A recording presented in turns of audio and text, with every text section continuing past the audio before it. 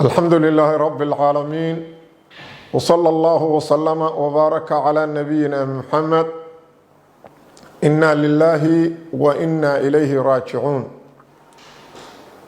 waxaa ka dhacay magaaladan arrin musiibo ah oo naxdin leh qof kasto muslim ah fitradiisa ay nabad gashay runtii marka uu maqlo uu aad uga xumaanayo sababna u noqon karta cuquubo soo degdegta oo magaaladanu ay ku kharaabto ama ay ku baaba'do cadaab aakhirana sabab u noqonaya taas oo ah in la yiri magaaladii caasimada Soomaali ahayd ee Muqdisho waxaa lagu qabtay tartanka gabdhuhu ay u galayaan quruxda oo ay ku soo bandhigayaan quruxdooda oo ay muujinayaan quruxdooda rag ajnabi ka ah ma ay daawanayaan oo fiirsanayaan waa arrin runtii marnaba aan maskaxdayda ku soo dhicin inay ka dhacayso dalkan laakiin masaa'ibka dhacaya lama malay karo haddaba marka ay arrimu dhacdo qofka muslimka maxaa la gudboon waxaa la gudboon ugu horeyn inuu xaqiiqsado hubsado mowqifka diinka islaamka uu ka qabo arrinta noocaas oo kala kadibna waajib waxaa ku ah inuu fahmo asaga maxaa mas'uuliyadoo ka saaran oo hadduu dayaco cuquubo adduuniya cadaab aakhiro uu ku mudan karaa saas daraaddeeda waxaan rabaa kelimad kooban inaan idhaahdo waxa noocaan oo kala sharcigeena islaamka muxuu ka qabaa tan labaadse maxaa kala gudboon ummadda muslimka arrimaha noocaan oo kala markay dhacaan ugu horeyn arrintaanu waa arrin si toos uga hor imaanayda diinkeena islaamka quruxdooday gabdhihii soo bandhigayaan ilaaha weyn subxaanahu wa tacaala wuxuu leeyahay walyadribna bikhumurihinna calaa juyuubihinna walaa yubdiina ziinatahunna gabdhaha mu'minaadkaahu hagoogtooda ha ku soo raariciyeen jeebkooda jeebka waxaa la yidhaa surka meeshaas uu ka soo baxo markay gabadhu diraca ama saakada ay wadato ha ku raariciyeen oo ha qariyeen tamara madaxa ka soo raariciyaan jirkooda ha ku raariciyeen quruxdooda yay muujin saasa ilaahay leeyahay arrintaanuna waa maxay quruxdooda inay soo bandhigaan oo ay ku tartamaan midba midda kale uga dheerayda weliba waa si toos ah oo ilaahay aayaadkiisii looga hor yimid waxaa nabigeena suuban sallallahu alayhi wasallam rabbi ku amray ya ayuha nabiy qul li azwajika wa banatika wa nisaa'il mu'minina yudnina alayhinna min jalabibihin nabiga suuban sallallahu alayhi wasallam waxaad ku tiraahdaa xaasaskaaga gabdhaha aad dhashay iyo dumarka mu'miniinta dhammaan korkiina maryaha waaweyn oo jalabiibta ku raarixiya waxaa rabbul caalamiin noo sheegay in gabdhuhu quruxdooda soo bandhigaan oo ismuujiyaan inay tahay dhaqankii gaaladii hore walaa tabarrajna tabarruja aljaahiliyati aluulaa ilaa wuxuu yidhi subxaanahu wa tacaala gabdhihii mu'minaadka asagoo la hadlaa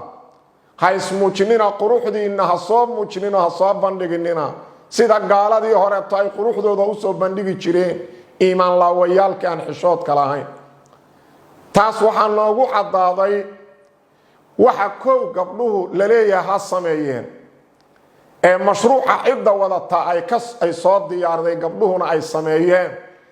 waa wax si toosa ilaahay kitaabkiisa iyo sunnada nabiga uga hor imaana dadka daawanaya ee fiirsanaya waxay si sariixa oo toosa u khilaafayaan ilaahay amarkiisii aayadda suuratu nuur rabbi uu ku yidhi qul lilmu'miniina yaqudduu min absaarihim ragga mu'miniinta waxaad ku tiraa nabiga subhanahu sallallahu alayhi wasallam indhihiina laaba oo ha fiirinina dumarka ajnabiga idinka maxaa yeelay fiirada dumarka ajnabiga ka aad fiirido sida xadiiska saxiix muslimka nabigu yidhi sallallahu alayhi wasallam waa zinada nuuc ka mid ah marka inta daawanaydaana waxay ka shaqaynayaan wixii ilaahay ka reebay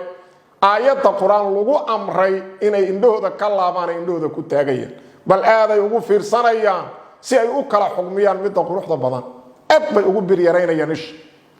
wixii nabi maxamed sallallahu alayhi wasallam zina ku tilmaamay ay goobta u fadhiyaan intaas waxa noogu cadaaday mashruuca cidda wadata iyo gabdhaha soo bandhiga quruxdooda iyo inta daawanayda waxa ay ka shaqaynayaan inay yihiin wax islaamnimada ka soo horjeeda inay yihiin wax aayaadka iyo xadiista nabiga sallallahu alayhi wasallam si cad u khilaafsan haddaba maxaa markaas ummadda muslimka waajib ku ah marka xumaanta intaas leego ay dhacdo waxa waajib ku ah sidoo nabigu yiri sallallahu alayhi wasallam man ra'a minkum munkaran falyughayyirhu bi yadihi qof alla qofka munkarka arkaa gacantiisa ku suuliyo cidda ay waajib ka tahay gacantooda inay ku suuliyaan waa dadka mas'uuliyadda iska leh waa madaxda dalka ee ummadda u taliyaan weeyaan ilaaha weyn maalinta la hor tagana ay waxa weeyaan ilaahay wax ka weydiin doono cuquubada adduunka ka dhalata ama cadaabka aakhirana haddii mas'uuliyaddaas la dayaco cidda koobaad ay ku dhacayda weeye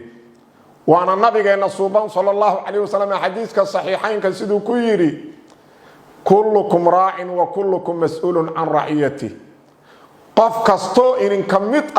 وإلالي وحباء إلاليهم وحباء للراعي إلهي هرتيسان وحلق ويدي دونا وحي للراعي نبينا صوبان صلى الله عليه وسلم وهو كصوب بالله بمضحضة ووحي والإمام راع ومسؤول عن رعيته إمامك والراعي مدحوينه هو إلالي دينك إلاليا نفتقفك مسلم كاهو إلاليا أخلاق إيا شرفت إلاليا عقلك أيو إلاليا مالك ومدنا وإلاليا إلهي هرتي سنة وحبال لوغو الدين يهود النبي صلى الله عليه وسلم وحول النبي الضبط صلى الله عليه وسلم حديث صحيح المسلم قف الله قفك إلهي أمت مدح وقرده ها هذا مدحوينها أمت ها هذا قبلك وقفك مسؤولك ها قف كستو إلهي مسؤول قدبو قف تولك طليها هذا هدوسا دادكاس داعات النقون دين تودا إلالين نفت تودا إلالين أخلاق تودا إلالين عقل تودا إلالين إيه أصغو خيانو إلهي وإنا سبحانه وتعالى وحكوشي النحريسيس جنة عرفت هذا مهل إذا مركا منكر كاس قعنت انت اللغو سورية عدة وغور إذا إدوشا يكسارنتهاي ومسؤولين تودنك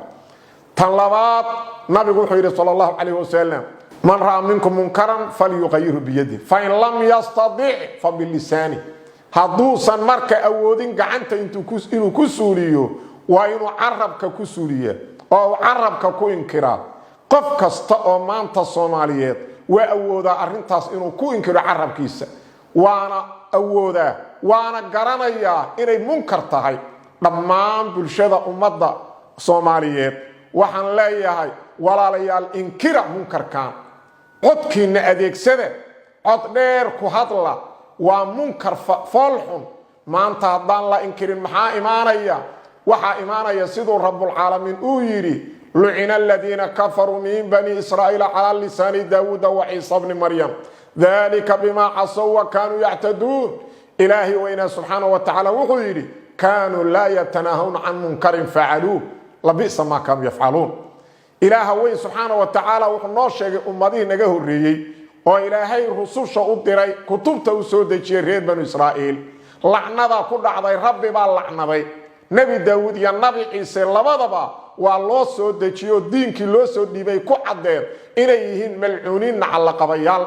lacnadana macnaheedu waxay tahay ilaahay naxariistiisa inuu ka fogeeyo rabbi baa naxariistiisa ka fogeeyay qof ilaahay naxariistiisa ka fogeeyay waa hoogay musiiba ku dhacday sababtu maxay ahayd ilaaha weyna cadeey sababta lacnadu ugu dhacday kaanu la yatanahun an munkarin fa'alu ila wuxuu subhanahu wa ta'ala waxay ahaayeen inaysan iska reebin munkarka ay sameeyaan qaar kamida hadii qaar kamidu munkar sameeyaan qaarka kale kama reebi jirin munkarki waa dhacay waa in ummadda muslimka dhammaan qof kastaba codkiisa ku inkiro oo ilaahi weyna uga bari noqdo oo ummadda uga digo haddaan sidaas yeelin naxariista Allah naga fogaanayda cuquuba soo degdegayda waxa imaanaya colaadu inay faafto cudurradu faafaan ciqaab degdeg u yimaado ama cadaab aakhiro labadaba ma awoodno mas'uuliyadu ciday ku dhacaydo yeeg haddana kow ka ah waalidka dhalay gabdhahaas walaalaha la dhashay abtiyaalka iyo adeeryaalka oo la rabo inay gabdhahoodii inay ka dhigaan kuwa suuqa lagu daawado ee quruxdooda soo bandhigo xishood laawayaal ah inay sidaas raalli uga noqdaan ilaahay ma ogola waana mas'uuliyad ay dayaceen nabiguna uu yiri sallallahu alayhi wasallam والرجل راع في أهل بيته ومسؤول عن رعيته ninka waa ilaaliye xaaskiisa caruurtiisa saga ilaaliya ka ilaahay hortiisana waxba laga weydiin doona gabdhuhu geeda kama dhalan dad ay ka dhasheen taariikhduna waxbay qori doontaa ninkii gabadhi u dhalay walaashiis ina adeertiis suuqa la keenay ee suuqa lagu daawayay quruxdaada soo bandhig isjeejabi aan ku daawanne dulliga noocaasa dad buu ku dhacaya taariikhduna waa qori doontaa ummadda Soomaaliyeedna weligeed ma iloobi doonto wax la iloobana ma ahan waxaan kalimadayda ku soo koobaya ilaaha weyn subhanahu wa ta'ala waxaan marqaati uga dhigay inaan bari kana ilaaha weyn subhanahu wa ta'ala waxaan cadeynayaa oo ilaahay inaan la hortaga raba anu maanta waxaan maqlay duurka agtiis koor ma aanan maqlin ana waliba isbitaalna jooga oo qof jiran ku haya inay caawa aysan ila gaarin aan go'aansaday maxaa yeelay gooraan dhimanaya ma aqaan culumada rabbi uga baqa maanta kale to waa qofka culumada ah qodkiisa maalintay waajib tahay munkarka inuu inkiro madaxda dalka rabbi uga baqa munkarkan inkira nasiib daro sawti ugu weyneed ma ahan qof kasto munkar doonaya haduu madaxda qayb kamida u soo yeerto si sharciyad uu ugu helo munkarka uu faafinayo ilaaha weyn marka waxaan marqaati uga dhigaya awoodaydu intaas inay leeg tahay oo aan sheegayo inuu munkar yahay inuu zina yahay inay dhaqan gaalaad u yahay in ay tahay mashruuc cadow soo maleegay oo ummadan ummad aan ku diin ahayn ku dhaqan ahayn akhlaaq laga soo waariday in ummadan la keeno amniya ilaahayna siiyay shukriga in laga dhigo rabbi in lagu caasiyo waa nasiib daro uquba ayayna leedahay qof kasto ilaahay markaad hor tagto wixii aad mas'uuliyad qaada lahayd maanta ka qaado codkiina ku biiriya cududiina ku biiriya qof walba munkarka inkir ilaahay dartiis uga bari noqo ilaaha weyn subhanahu wa ta'ala asmaadi sifaadiis waxaan uga baryayaa ilaahay carada uu ka caroona inuu san noo qaban oo ilaahay cadaab irka nooga soo daadin oo ilaahay dhulka cadaab nooga keenin oo ilaahay weyna marqaati uu nooga yahay inay ayaga ku gaartohay oo munkarkaas anagu bari aan ka nahay kalimadaydan intaasan ku gaabin wallahu subhanahu wa ta'ala a'lamu sallallahu wa sallam wa baraka ala nabiyina muhammad